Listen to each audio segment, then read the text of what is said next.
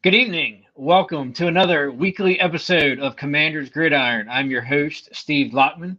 Thanks for tuning in and watching or listening wherever you're from. Tonight, we're going to be going over a couple things. Uh, Man, let's be honest. When your team is on a losing streak and kind of sucks as bad as we have lately, that we're sitting at 3-4 after a dismal loss to the New York Giants this past Sunday, 14-7. There's not a whole lot to talk about. But, our fan base and local DC media are always just absorbed in the wins, but they seem to be even more vocal and passionate, fiery about the losses as well. So we're going to dive into all of that tonight on tonight's episode. And some of the things we're going to talk about tonight, we're going to start out with some team news. Kind of usually always start out with some team news, kind of some off the field stuff, not really related to the X's and O's of the football field, what happened this past Sunday or what's going to happen, yada yada yada. But there's two things that I wanted to bring up in team news tonight. Fortunately or unfortunately, not a whole lot coming from the owners at all or the ownership group. Typically they usually come from Josh Harris, Magic Johnson, Mitchell Rales, Mark Ein. They're usually the four most outspoken guys. We'll talk about something that Magic Johnson tweeted about after the New York Giants game, but that'll come on later with the team recap. But two things that kind of pop up this week in news for your Washington Commanders is number one, the special teams captain and Pro Bowl selection from 2022, Jeremy Reaves. Season ended early about 2 weeks ago, maybe three now. Actually, I think it was in the Philadelphia game. He actually tore his ACL as a result of that. And he had a long post on Twitter yesterday and basically came out and said, I'll read his statement here, that he says, Jeremy Reaves, special teams captain, Pro Bowler from last year, pretty stout guy for us, and he says the following, that reflection is everything. One thing I've learned throughout my journey is that the mountain has two sides to it. Reaching the top is one just means there's another climb to a higher peak. Tomorrow morning, which is today, I'll be having surgery, and this year will sadly be cut short for me. But through this, I am grateful. The Lord has blessed me with an unbelievable support system, teammates, and a drive to keep going even after failure. One thing about me, I've had to climb more than I've had moments at the top of that mountain. So this ain't nothing new. Thanks to all you fans for making this year the most exciting I've had. Hope you all know that a few Sundays I had this year, and the many before that, I gave it my all every time I was on the field. So we wish him the best. ACLs, knees, backs, Achilles, they are definitely injuries that are long-term, time-consuming, rehab, grueling, et cetera, et cetera. Nothing that's ever as short as, the bumps and bruises or a simple break or fracture or dislocation that a lot of guys rebound from, in 2 to 3, 4 weeks time. ACLs are definitely something that's more on the 6 to 8 months rehab time. So, we wish Jeremy Reaves well. Hopefully the surgery went well today. I didn't see really any updates about that on the Facebook or Twitter feeds. So we'll kind of see how things go. Good evening, Eileen. Thanks for the welcome. Yeah, certainly a tough loss. As we'll address later on tonight, when you only score 7 points against a divisional rival, you're not going to win that game. But one other thing that we got in team news tonight, which we're going to talk about kind of extensively later on in one of our segments, but it's kind of newsworthy, so to speak, is The Athletic came out earlier this week, actually this morning to be exact, and said that the Commanders have not had any contract extension negotiations with star defensive ends, edge rushers Montez Sweat or Chase Young. Up to this point, that was reported by Ben Standig, courtesy of The Athletic earlier today. One front office executive from another team in the NFL said that following Sunday's game, he believes, quote unquote, that Washington will sell at the trade deadline. We're going to talk about that later on, and whether or not, with the upcoming trade deadline, whether Washington is buyers or sellers. But it's something to note kind of early on tonight in team news. We always know that, they had not extended a fifth-year option to Chase Young. It's basically going to be a, prove it or move it kind of year for him. And I think so far he's kind of proved it, that he does deserve that contract extension. And we'll kind of see where Montez Sweat falls in. We're going to talk about that later, but it was definitely something of note, kind of looking at, different things that happened this week, especially on the non X's and O's side of things. But as we kind of turn gears, next up, we just finished off that heartbreaking up and down roller coaster ride loss to the New York Giants, where we lost 14-7. And as I kind of just alluded to a couple minutes ago, Magic Johnson, who's my minority owner of the team, actually came out on Twitter kind of, I guess, right after the game, before the end of Sunday evening football, that, you can't win games in the NFL when you only score 7 points. It just makes it that much harder to have a victory in the NFL today. And he's absolutely right. Where do you even begin to recap, break down, digress this game? Bear with us tonight. We're going to jump all over the place with this game. There's so many stats, so many things to talk about.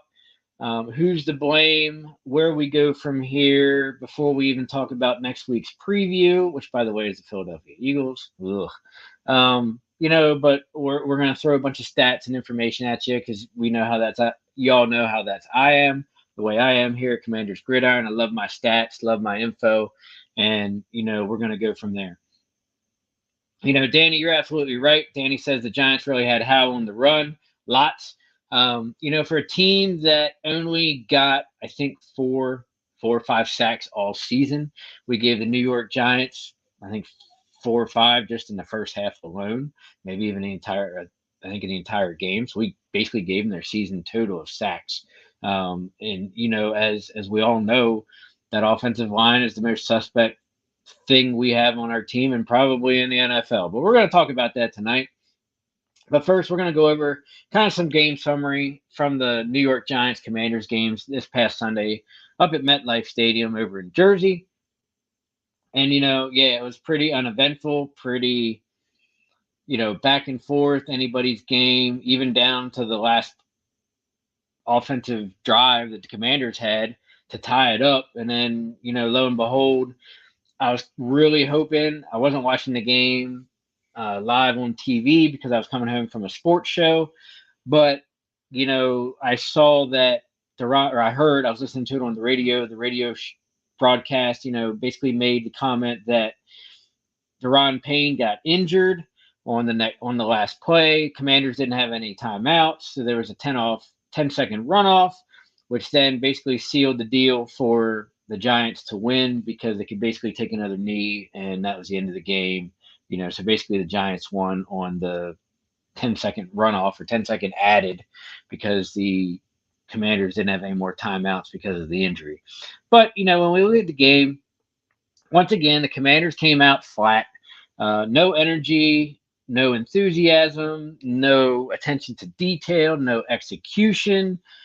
Looked flat, looked dumbfounded, looked any adjective that you want to throw in there. And let's be honest, here at Commander's Gridiron, we're going to call the team like we see it. When the team's doing great and the team has some victories, we're going to applaud the guys and give them their props where they're due. But, when the team sucks and drops to 3-4 on the losing streak, we're going to call them out and hold them accountable from top to bottom where they are. And as Danny says, the game was close at the end. Absolutely. I was really hoping that Sam Howell could make that throw to Jahan Dotson. So even if he doesn't get in the end zone, he gets tackled on the 2 to 1 yard line, gets another first down, first and goal from the 2, but in the grand scheme of things, and you're absolutely right, Danny, the Giants gave them many chances to win. And the Commanders should not have been in a position where that fourth down play should not have been the deciding factor in the Commanders winning or losing that game. We had plenty of opportunities, plenty of chances, didn't execute, didn't move the ball down the field, blocked field goal, you name it. It's, yeah, whatever. But looking at the game itself, we look at the scoring summary. Obviously, it was 14-7, not a whole lot of scoring going on. But, in the second quarter, the Giants opened it up. Darren Waller does what Darren Waller does. And, they brought him over from Las Vegas for a reason. And Darren Waller caught a 15-yard touchdown pass from Tyrod Taylor, who, by the way, was the starting quarterback and actually is the backup to Daniel Jones, who is out hurt. But, we have this thing where we're great at making backup quarterbacks and mobile quarterbacks look like elite quarterbacks. So it definitely wasn't something that surprised me. Hey, they jumped out early. That's kind of what they do, what we do. And that is dig a hole for ourselves. One touchdown isn't really that bad. So, 7-0, hey, we can bounce back.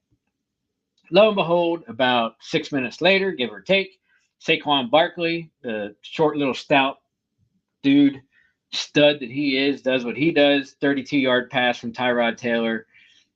Extra points good, makes it 14-0 going into the halftime. And, one of the things that we're pretty decent and good at is when, we go into halftime, EB, JDR, Jack Del Rio is pretty good at dialing up some second half adjustments to, for their respective side of the ball. Hey, we'll come out firing better on offense, better play selection, better offensive play calling, balance, and as well as defense. Hey, what are we doing? What can we do better? How can we help the front four? Get better pressure, get some turnovers, et cetera, et cetera. And Washington's only scoring, I don't want to say opportunity because we had a couple, but Washington's only scoring play was Brian Robinson's 4-yard touchdown run with a Joey Slye kick. Now, one of the things that, we alluded to earlier was, we had a critical in the fourth quarter blocked field goal. I think it was only a 24-yard field goal attempt, got blocked, would have made it, 14-10, which proved to be somewhat pivotal because even if we ended up scoring on the last drive, what ended up being the last offensive play of the game for the Commanders, that would have been the winning score, therefore not tying up the game. So, there's missed field goals, missed extra points that, have come to haunt us throughout the year, ultimately come back and do haunt you in the game, whether it's one or another. And Danny chimes in and says, hey, look, McLaurin was open a lot. They could have targeted him more. Giants were in single high all game. And they were. And one of the things that, is talked about in a lot of the ongoing evaluations or critiques of the game from the DC media and even in-depth diehard fans was the fact that, our wide receivers didn't do very good at getting separation. When they did get separation, Sam Howell couldn't make the right throws. Oh, by the way, did Sam Howell even have enough time to make the throws to the wide receivers and tight ends? Majority of the time he didn't. And we're going to talk about that time lag, throughout tonight. And, it's just crazy that, we just, once again, as an offensive unit, didn't have the right answers to what the defense was giving us of the opposing team, right? And you're absolutely right that, Wink Martindale definitely did his homework, definitely knew, hey, look, we're going up essentially against a rookie quarterback, and what can we dial up that's going to make him hurried, that's going to put pressure on him, that's going to make him make mistakes, not be able to go through his progressions, yada, yada, yada, right? But, some of the stats from the game and, let's throw them up there because, hey, they are what they are. The New York Giants had actually had 356 total yards to Washington's 273.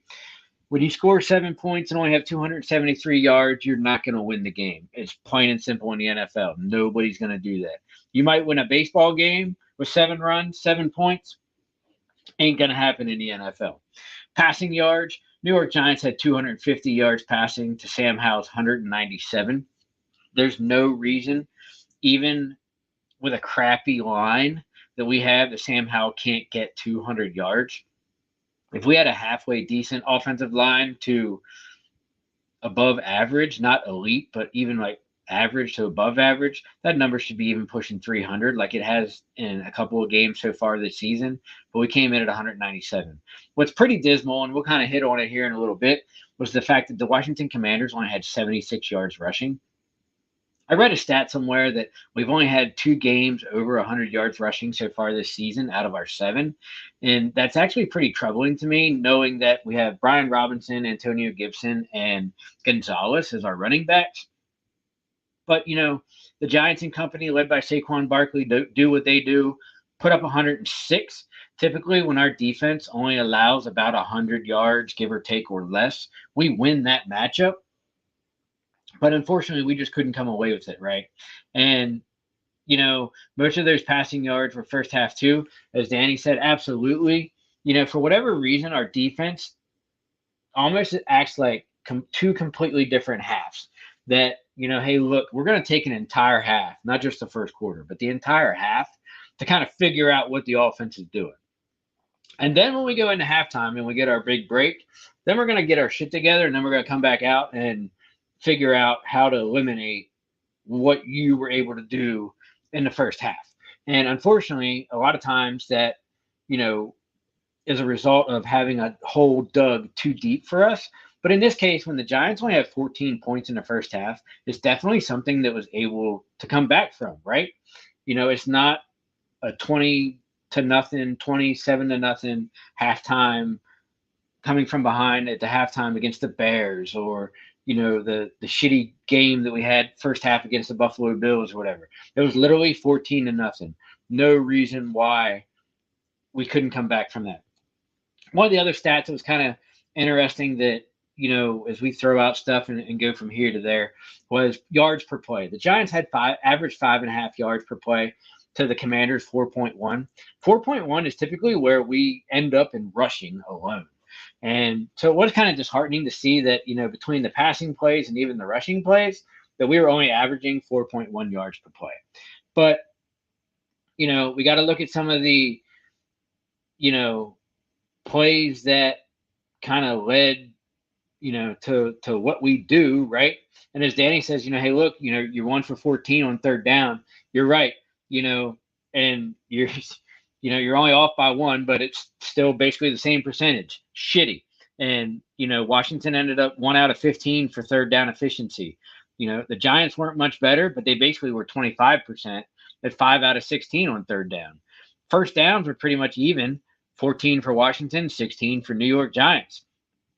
And one of the things that kind of shows you at least a little bit of efficiency in your offense and driving the ball down the field is obviously the better you are in third down conversions and efficiency, the less fourth downs you're going to have to go for it, right? So, obviously the Giants weren't in a position where they had to go for it on fourth down, but Washington was 3 times. Now, granted, we converted them 2 out of 3 for 66%, but if you don't make that, it's usually a battle of field position that you're giving up the ball on loss of downs. And, Dan's absolutely right that, look, was third and long on most of those, I think. And, unfortunately, our defense is not very good at getting off the field on third down. We've gotten a little bit better, but it's always one of those things where when you take a look at it, it's like, somehow the offense miraculously gets a yard with a good rack. Or a long ball on third down, like happened in the Eagles game in Buffalo, or God forbid, even the Bears game. And, it's just something that kind of makes you shake your head, right? But as we look down the rest of the stats, we're pretty much even, and that was kind of reflected on the scoreboard, right? Only by only being 14-7. It should have been 14-10 if we wouldn't have had to block field goal. And oh, by the way, if we would have scored on the last drive, it would have been 17-14 Washington, and then we come out with the victory. But, the total plays, and we'll break down the selection of the offense because we talk about EB so much here in DC, was the Commanders had 67 total plays to the Giants 65. Washington gave up 6 sacks, which, like I said at the beginning of the show, was basically the amount of sacks that the New York Giants defense had gotten in the first 6 games of their season.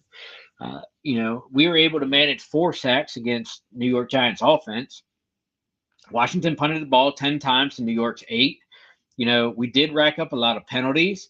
That was something that was noted on the national media, the national sports talk shows, the NFL, CBS, Fox post-game shows, Sunday football shows, blah, blah, blah, blah, blah, was, hey, look, what did the Commanders do to get, 75 yards worth of 10 penalties?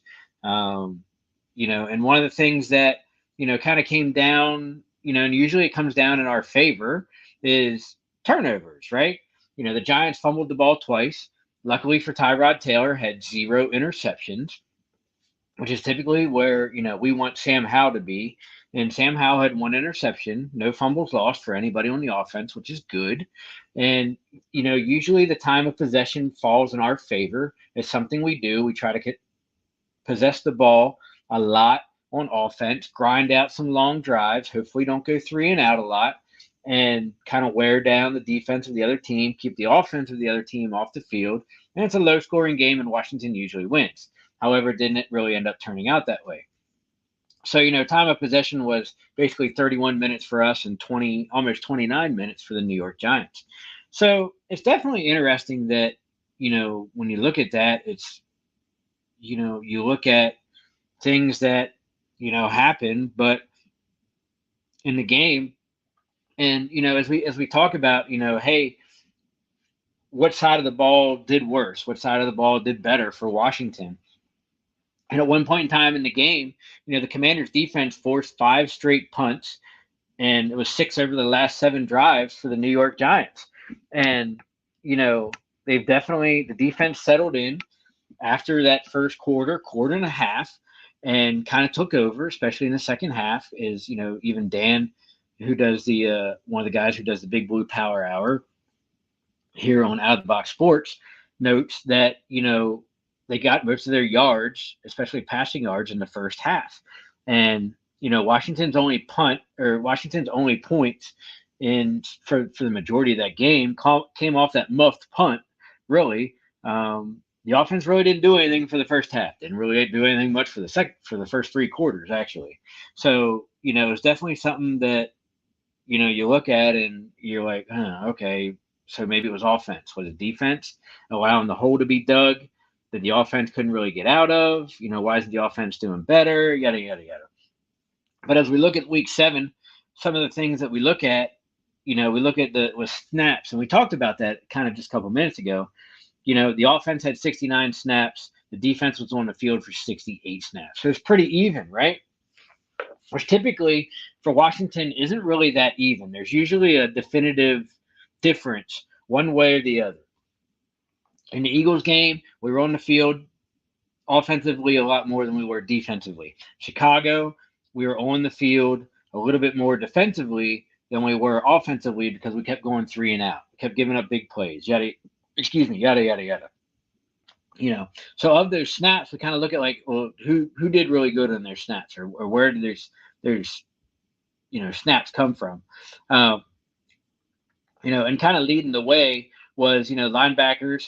Jamin Davis had 68 snaps. Mayo, who actually came in, played a decent amount, and then played a lot once Cody Barton got injured in the game. He had 41 snaps. And then Khaleke Hudson, who a lot of people thought would be playing more or even subbing out over there, had 26 snaps. So we're definitely going to be doing linebacker by committee. I'm not going to sure how bad Barton's injury is.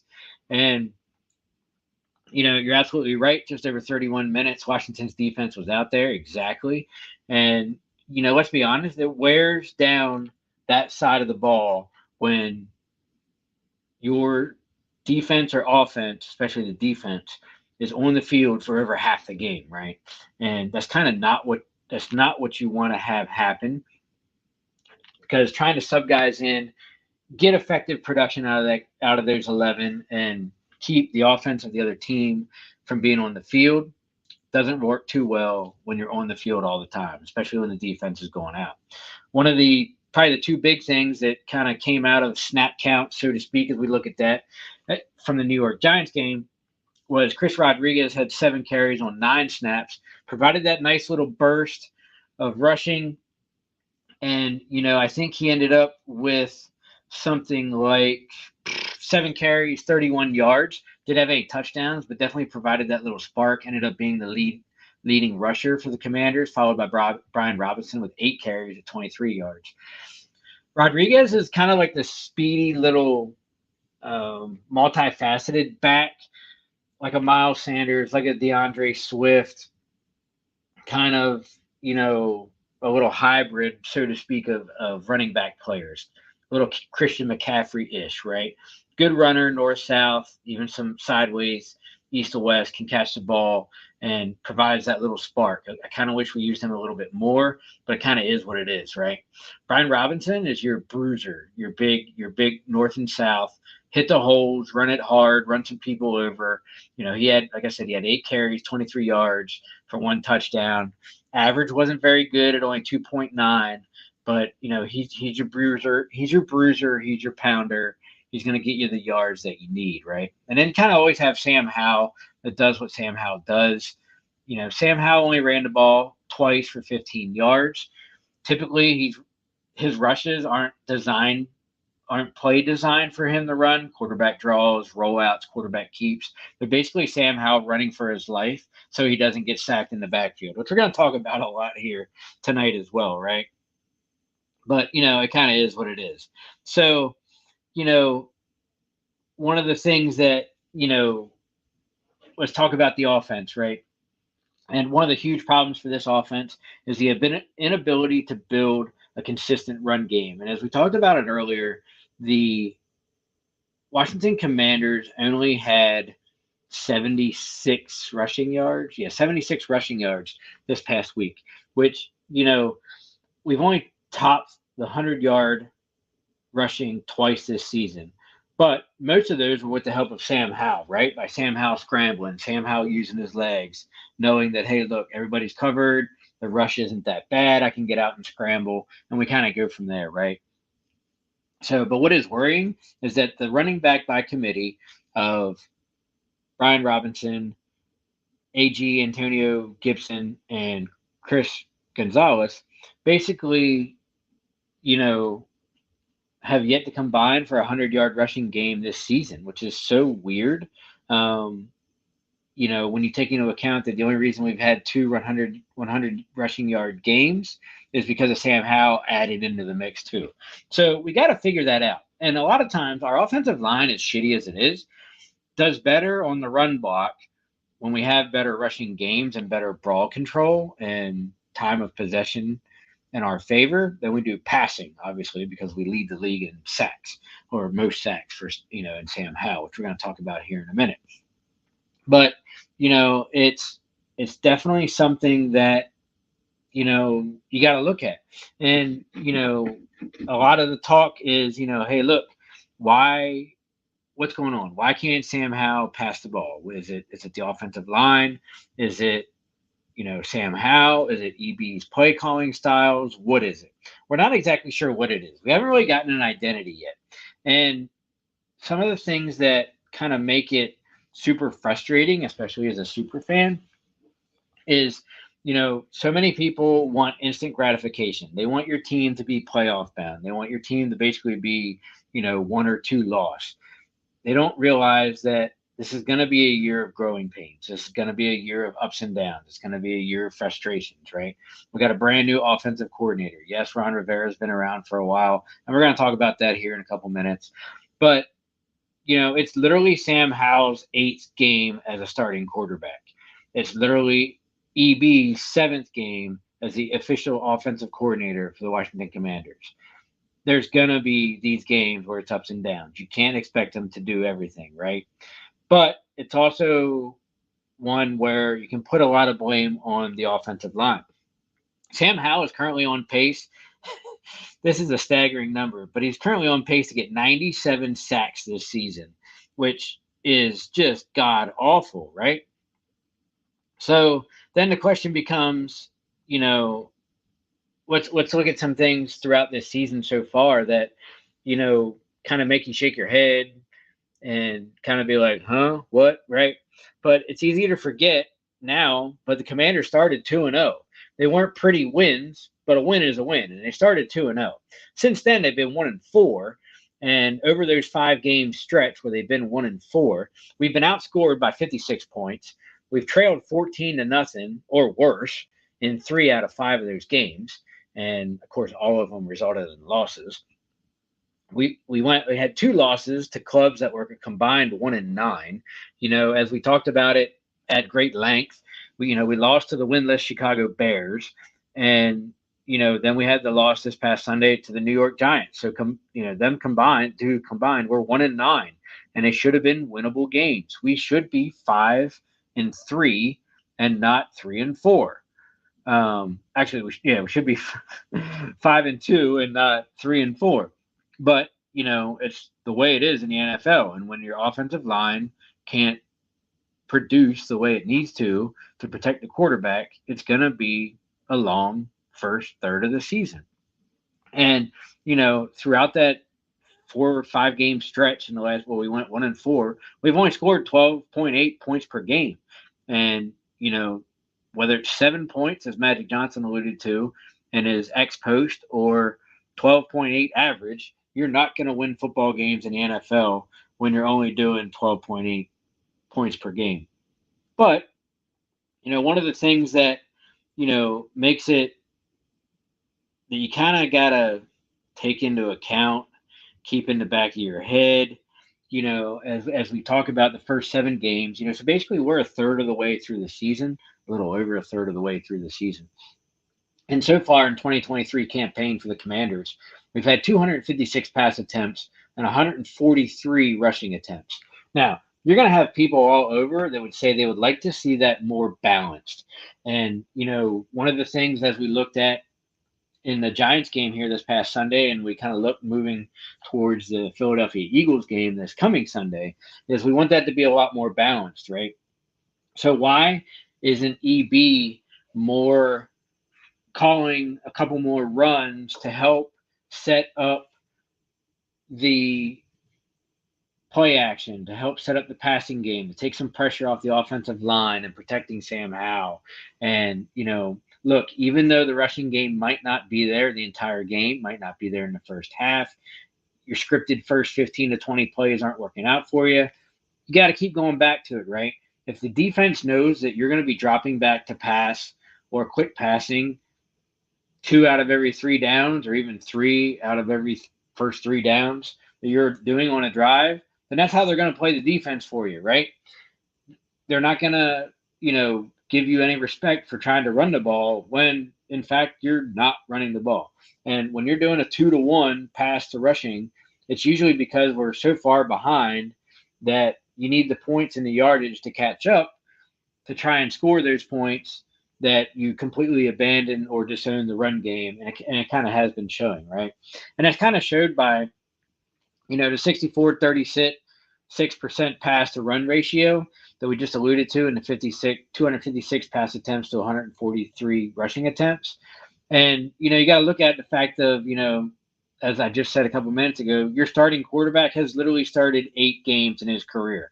1 last year at the end of 2022, and 7 so far in the 2023 campaign.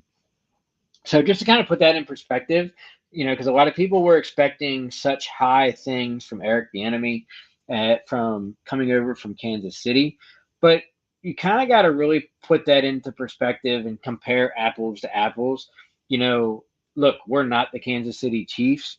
We're not the Philadelphia Eagles. We're not the elite annually NFL postseason qualifying teams. We're still a long way from there, right? Well, let's put it into perspective at what that elite team has been doing and can do so far in the 2023 NFL season. So we're going to use the Kansas City Chiefs so far this season as the example. Actually, it's going to be from the 2022 Kansas City Chiefs that won the Super Bowl last year.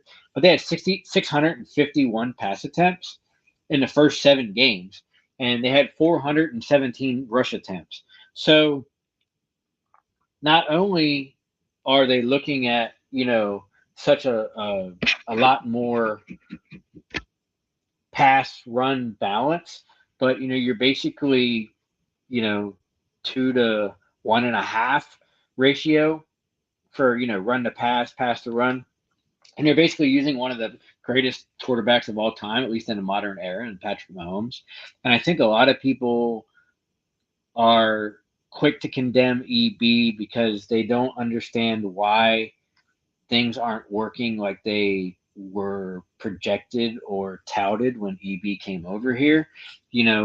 Look, we knew that we're many pieces away from being a perennial playoff team and even contending for the NFC East on an annual basis, going to the playoffs, whether it's winning division or being a wild card every year. And, they just wanted to hand the keys to Sam Howell and EB. Hopefully Ron can manage, do what Ron does and move on. But, unfortunately, it's just not the way things, have been happening. And, we are quick to see a lot of people on Bieniemy's case to call more plays with max protection, hopefully helping Sam Howell out in that sack category. But out of the 42 pass attempts that he had against the Giants, only 7 of them had a max, I should say 14 times out of those 42 pass attempts did him or Sam Howell, depending on how much they called an audible pass protection or, change to pass protection at the line of scrimmage. They only used a 7-man max protection package 14 times this past Sunday. There were a lot of 6-man protection packages. There were definitely some missed chips by Logan Thomas that turned into a sack. Guys that, blew their assignments. The zero blitz was working really well for the Giants this past weekend. And at the same time, it resulted in basically 2.5 seconds for Sam Howell to get rid of the ball, or basically it was a sack for the New York Giants. So the protection issues have definitely been mounting and getting worse week after week rather than getting better. Guys are missing assignments, guys just aren't executing, and we got to see what's happening, right? I thought that they were going to make some offensive line changes and not using Charles Leno after he was out last week to a family issue, and Cornelius Lucas came in and did phenomenal individually on his side of the line on the left-hand side, even though we had the loss last week. But, our offensive line is quite miserable. Let's be honest, between penalties, sacks, missed assignments, holding, we weren't able to get anything going in the run game, yada, yada, yada. But, it's our biggest problem right now, and one that I hope is hopefully addressed. Sam Howell, typically, like I said, is that rookie quarterback, still going through, there's rookie pains and, frustrations, and it's something that we got to learn to live with. People are already calling for possibly using Jacoby Brissett. That, look, to be quite honest, I wasn't officially on the Sam Howell train going into 2023 like a lot of people were. I don't think you've truly seen what Sam Howell is capable of by the first 8 games of the season, 7 games of the season, going into week number 8, that you can call for a change at quarterback. You have to take into account everything, right? Between the play calling from the offensive coordinator, the production play of the quarterback and Sam Howell itself. Is he going through his progressions fast enough? Is he releasing the ball fast enough? Is he holding on to it, not throwing it away, yada, yada, yada. But it's also on, the offensive line, which is probably the biggest issue that we have, kind of going forward in everything that happens, right? And one of the things that got posted today, and I take it with such a grain of salt because it's 2 completely different eras of football, but it is kind of startling to look at and comprehend when you wrap your head around it. But, out of the, you know, top 6 quarterbacks in franchise history that have had the most sacks, Trent Green has the list at 49 sacks in 15 games in 80 and 98, followed by Norm Snead in 61 with 49 sacks. And that was only 14 games. Joe Theismann had 48 sacks in 1984. Jason Campbell took 43 sacks in, like the mid 2000s, like around 2006, 2005. Theismann again in 78 with 42. Kirk Cousins, which is probably the most recent one, had 41 sacks in all 16 games in 2017. And then we have Sam Howell, who literally has 40 sacks in 7 games. But I kind of take that with a grain of salt because you kind of got to compare apples to apples, right? That other than Kirk Cousins in 2017, all those quarterbacks played in a non-passing era of football where rushing the ball was the dominant form of offense. And oh, by the way, we just happened to throw the ball 20 to 30 times a game. We weren't throwing the ball 30 plus times a game like we are now, where the quarterback is more exposed to sacks, et cetera, et cetera. So I got to kind of take that with a grain of salt, but it was definitely something that's super interesting to look at, going into kind of looking at, where Sam Howell might be with that possible sack record if we don't get our shit fixed, right? And one of the things that jumped out this week at me, and I forget who the reporter was that was in the locker room post game doing player interviews, but I had the opportunity to meet this gentleman in the off season, actually in July, right after the new ownership group was announced, and it was kind of official that Dan Snyder had accepted the bid from the team, but they hadn't officially yet turned everything over. But I had the opportunity to spend some time on a Saturday afternoon with Jonathan Allen one-on-one at an autograph signing. And let me tell you, the dude is super cool. There's a reason why he's a team captain for the Washington Commanders. He's been around for 7 seasons, had a lucrative extension signed between him and Daron Payne, 2 of the formidable front 4 for the Washington Commanders defense. And the reporter posed a question, something like, what's your frustration level with after the game with the New York Giants? Like, where are you at? What are you seeing? And, let's be honest, let's call it as it is and read the quote. He said, quote, "I'm fucking tired of this shit. 7 fucking years of the same shit. I'm over it," right? So, and the guy's not wrong. As a perennial Commanders fan and former season ticket holder here, we've been mired in mediocrity and subpar performance for year after year, basically 2 decades and a half under ownership of Dan Snyder, right? Minimal playoff appearances, nothing ever deep into the playoffs or end of the run.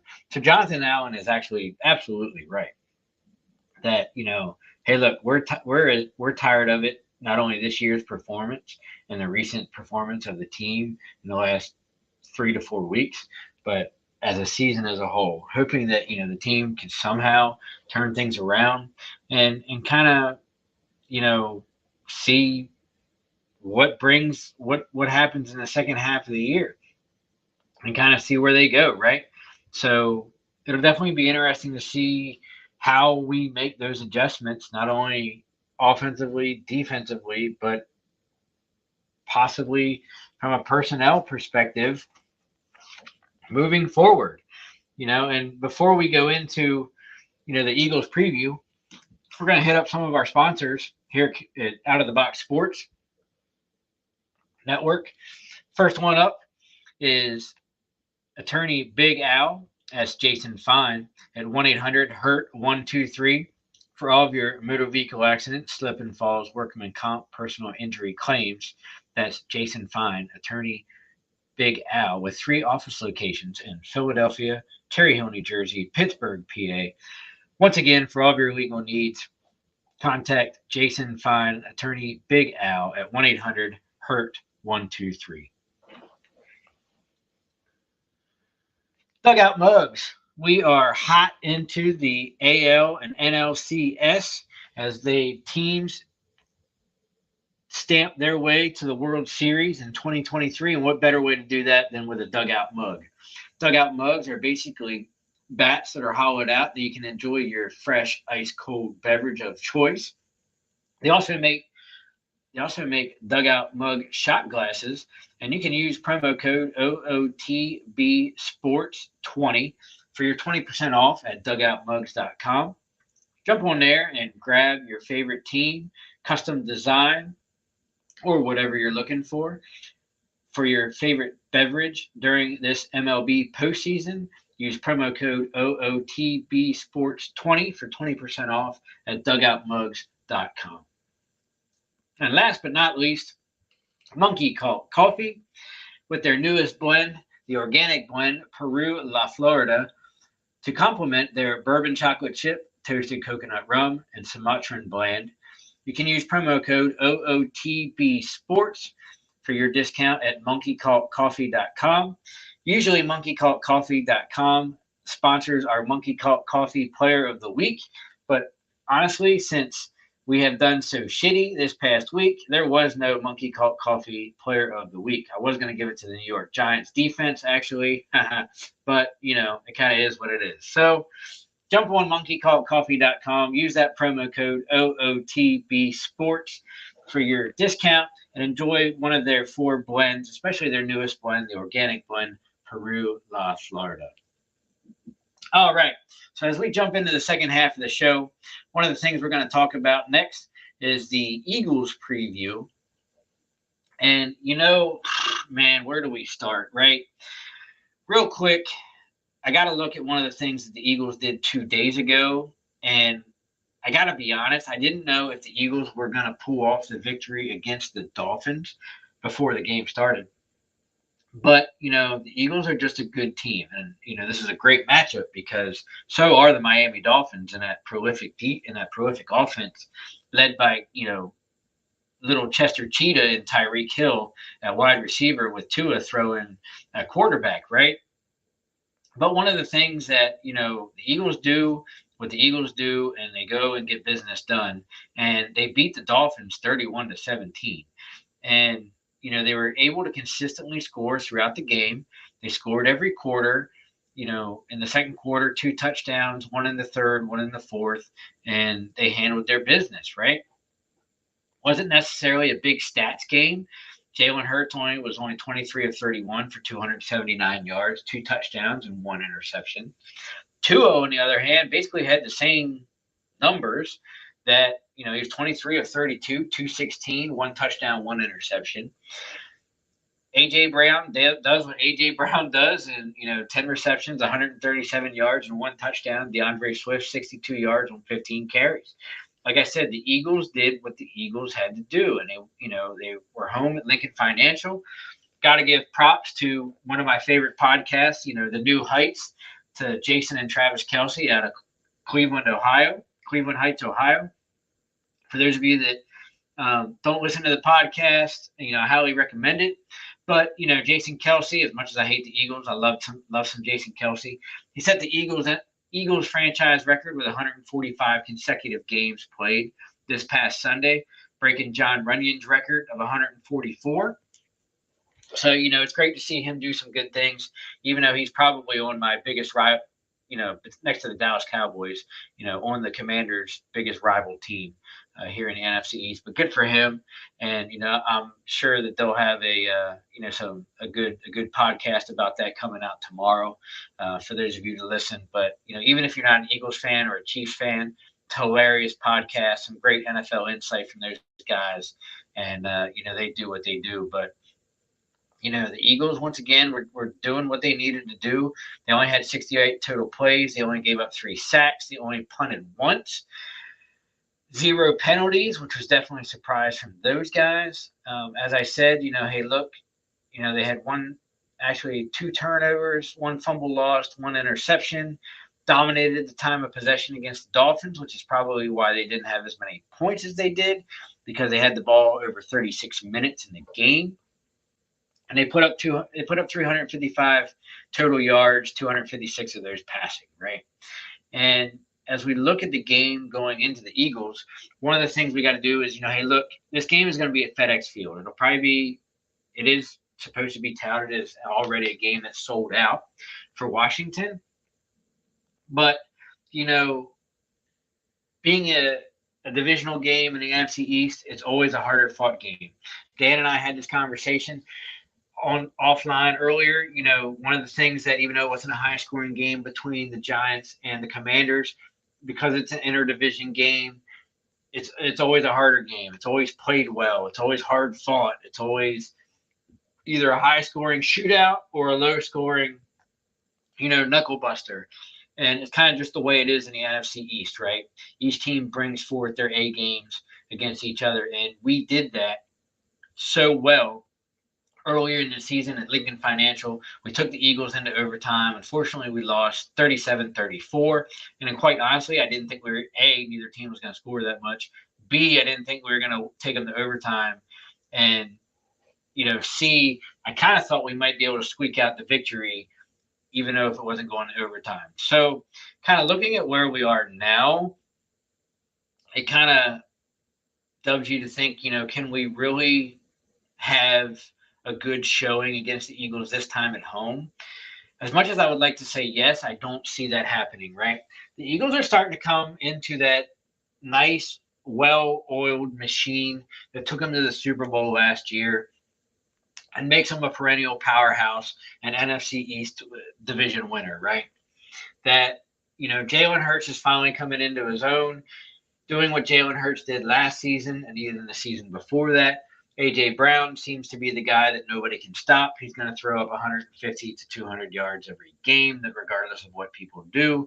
The Eagles' offense is just that prolific because they have not only A.J. Brown, Devontae Smith, Dallas Goedert, DeAndre Swift, the other running back who's been basically running back by committee as well.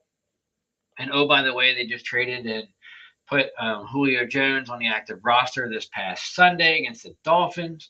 So, and then that's just on the offensive side of the ball. Then you kind of got to look at the back end. On the defensive side, they got a stout front four. They got their first-round draft pick who's, basically balling out, let's call it as it is, at linebacker. Oh, by the way, because they've gotten some injuries, they still have Bradbury. They still have Slay on the back end. But they went and I don't even remember the guy's name, but they went and traded for Tennessee Titans All-Pro safety yesterday. So, it's going to be interesting. And as much as I would love to say that we're going to be able to put up a fight, I kind of see if we can't figure out our offensive line woes before Sunday, it's basically going to be a repeat of the Eagles-Dolphins game. The Eagles are probably going to win 31-34 to our 17. I think we can still put up points. That's not the problem. The problem's going to be we're not going to be able to go toe-to-toe with the Philadelphia Eagles in the long term, regardless of what we did the first time around earlier in the season with them. If we don't figure out offensive play calling, get the running game established, and be able to stop the big plays defensively that we've been known to do. And unfortunately, we've been digging a hole every game in the first half. And I think it's something that we just can't ever recover from. As, we look at each game going forward, that, it's unfortunately just going to be what it is, right? And I don't see us winning this game. It may not even be close. It might be a drubbing. And, there's going to be even more calls for firing Ron Rivera. And let's be honest, look, the ownership group is not going to fire Ron Rivera midway through the season. They're not going to fire Martin Mayhew as GM midway through the season. It makes absolutely zero sense for them to do that. They could name an intern coach, but it doesn't do anything for your team to do that midway through the season. And, it doesn't really give you a jump, so to speak, on the coaching and GM search, because you're still going to have Black Monday at the end of the NFL season when a lot of coaches and coordinators get fired and, move around from team to team, or college coaches become available and stuff like that. So let's just ride it out, see if we can improve, see if we can pick players up, and kind of do things from that. And it kind of leads us into our next topic of, the trade deadline coming up here in another week. Are the Commanders going to be buyers or the Commanders going to be selling? And there's a lot of really interesting things coming out that kind of lead you to believe that the Commanders might be kind of doing both, right? We kind of realize, well, let's back up a little bit. I don't think the Commanders are going to be buyers. We're traditionally under Ron Rivera and especially Martin Mayhew, we don't ever do anything at the trade deadline as much as we need to improve our team for the second half of the season. Look, we need to go out and make a trade for one or even two better linemen, to make our season better and see what we really have in Sam Howell. But is that going to happen? Probably not. Let's call it as it is. Ron Rivera and Martin Mayhew don't make those changes personnel-wise going throughout the season. They basically have a ride or die mentality for whatever messed up reason.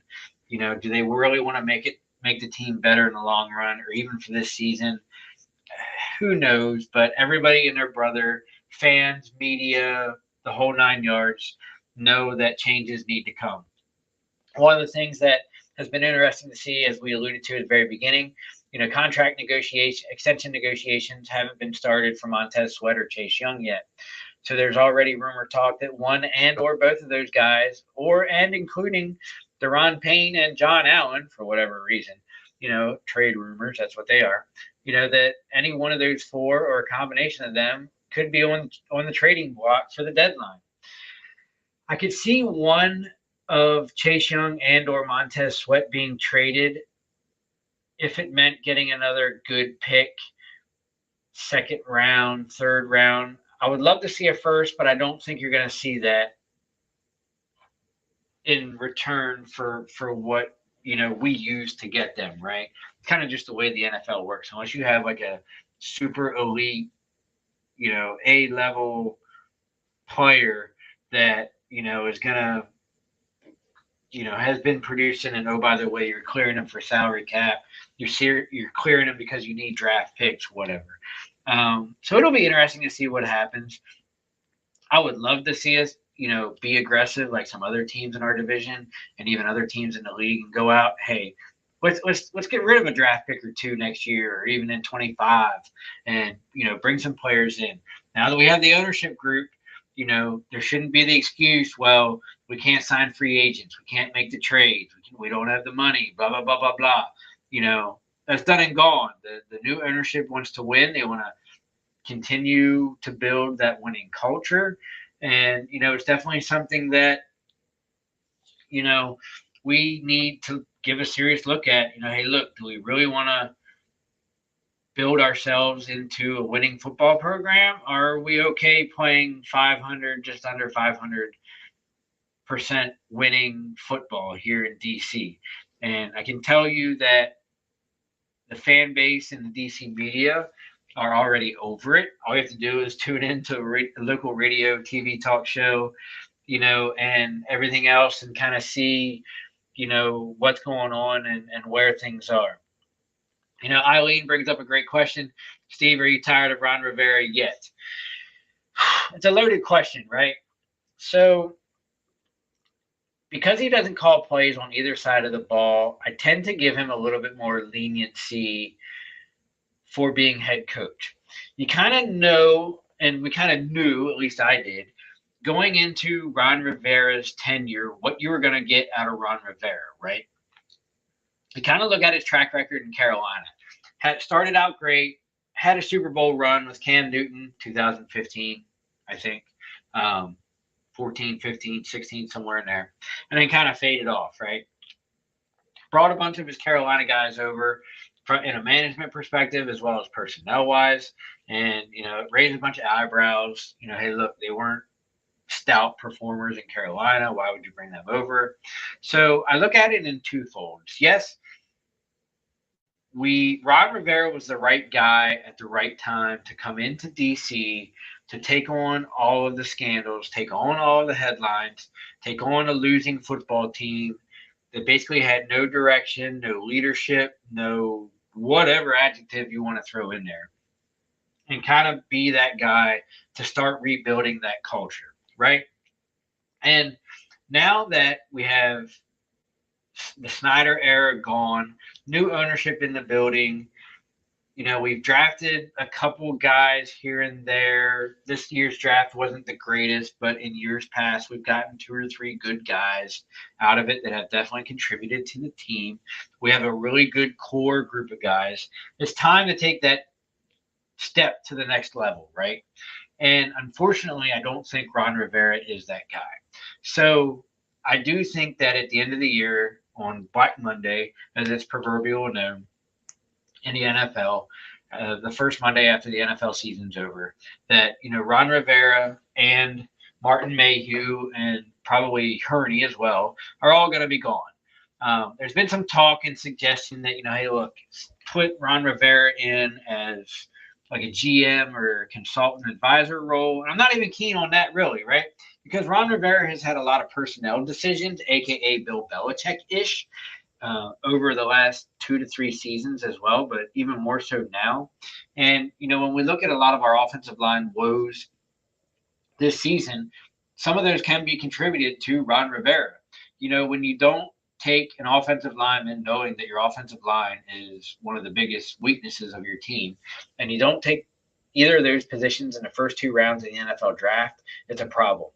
And when you don't truly go out and try to sign, even under the ownership, free agency problems and auspicions that you had in the offseason, that's a problem. When you let guys walk from previous seasons that you had every opportunity to sign, that's a problem. So while he's done a lot of really great things here in DC, he's done a lot of really awful things as well. So in essence, I kind of am over Ron Rivera, but I'm willing to give him at least till the end of the season.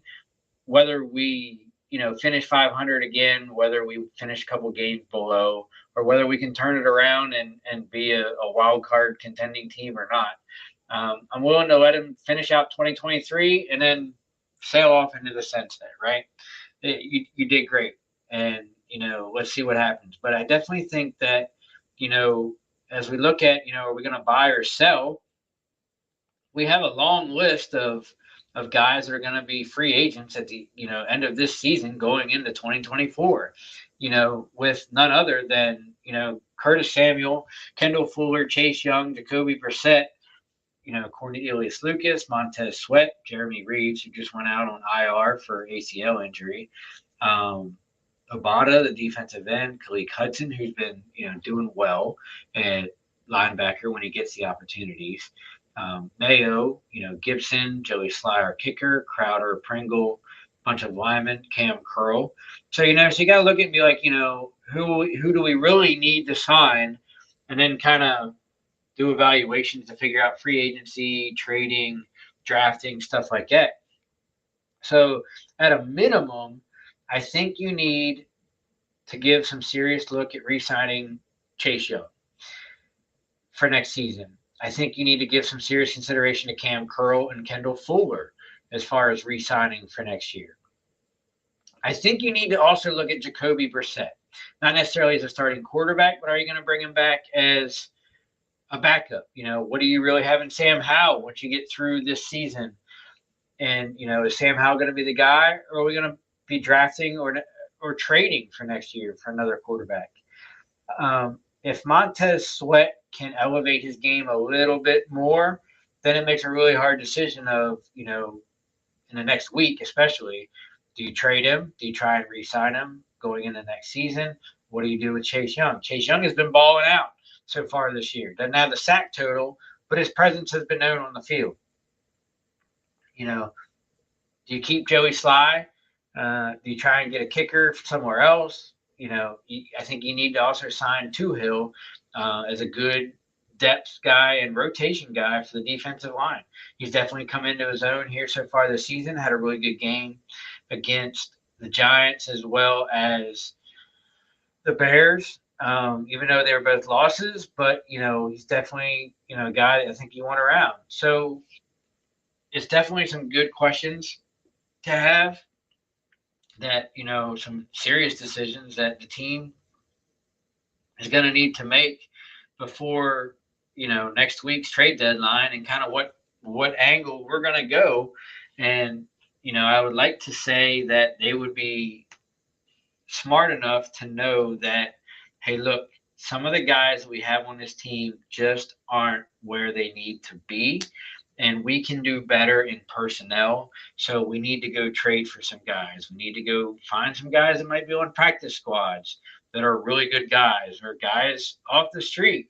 I forget the guy's name, but it's so funny that 2 weeks ago, I think his name was, or Hugh, for the New York Giants, they do player introductions. He was like straight off the couch.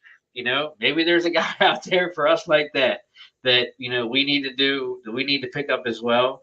And, we'll certainly see what happens and where we go with the trade deadline. I honestly don't think we're going to make very many waves at the trade deadline, even though we really need to.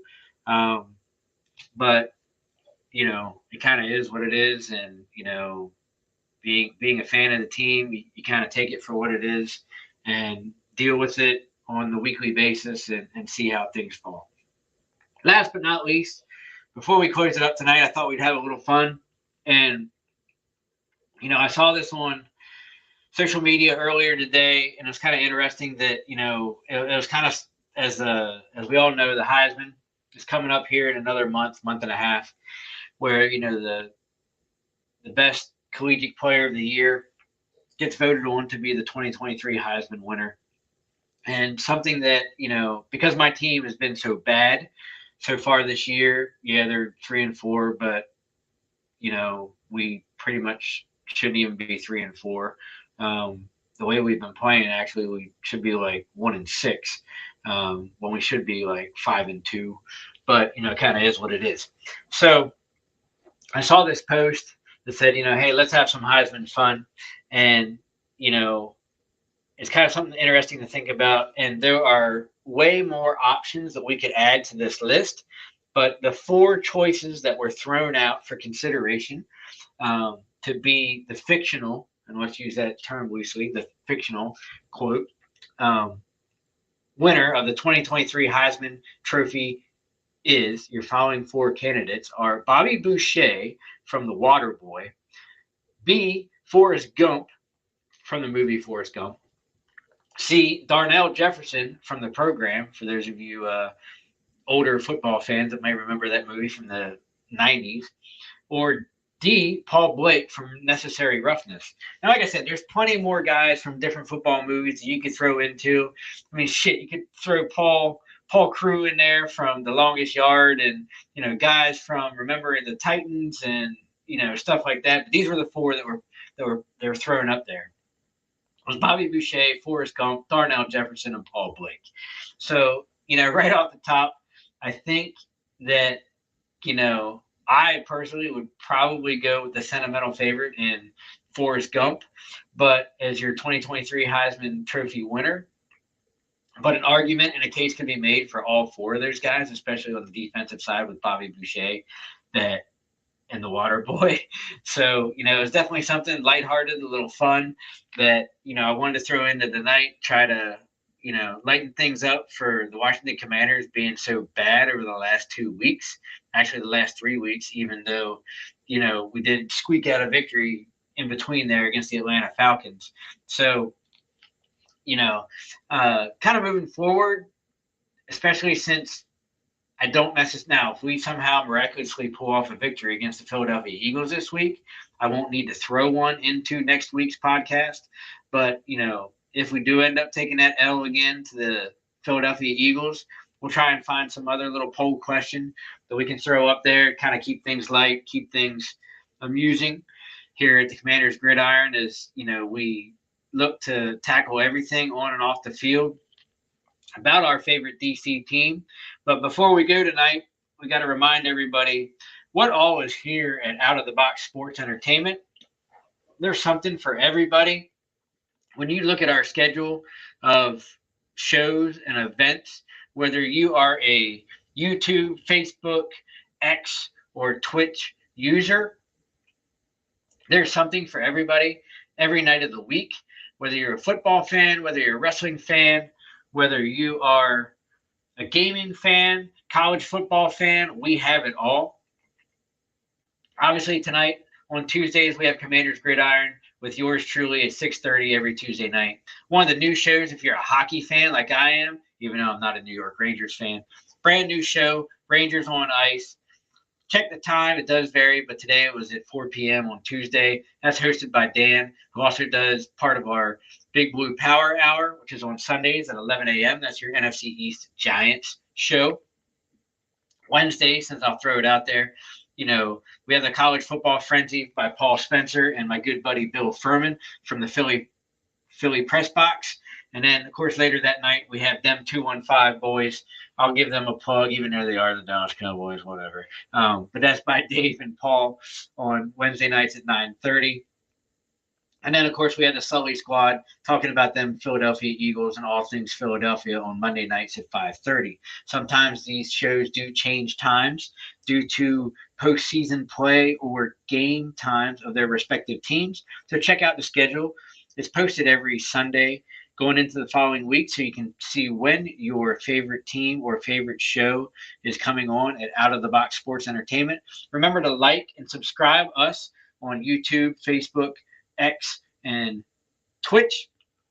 And as always, join us again next week, same time, same place, Tuesdays, 6:30, as we talk all things DC football here at Commanders Gridiron. Have a good night.